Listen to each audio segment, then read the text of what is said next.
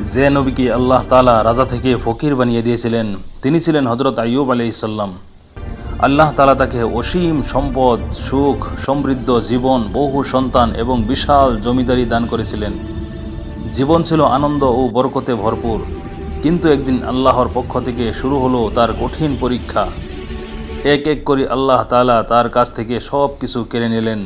সম্পদ হারালেন, সন্তান হারালেন, দেহে অসংখ্য ঘা ও ক্ষত দেখা দিল, শরীর ব্যথায় কাতর হয়ে উঠল।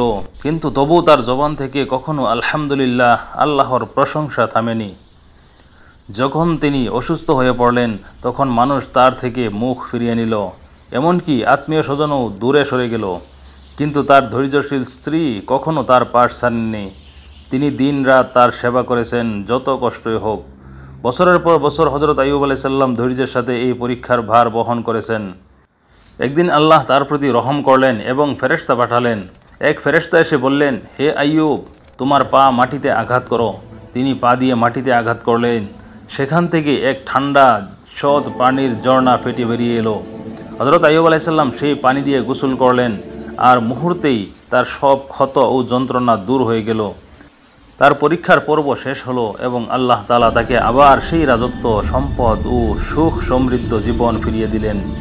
এই কাহিনী আমাদের শেখায়, ধৈর্য, শুকর, কৃতজ্ঞতা ও আল্লাহর উপর পূর্ণ ভরসা রাখলে আল্লাহ কখনো বান্দাকে নিরাশ করেন না।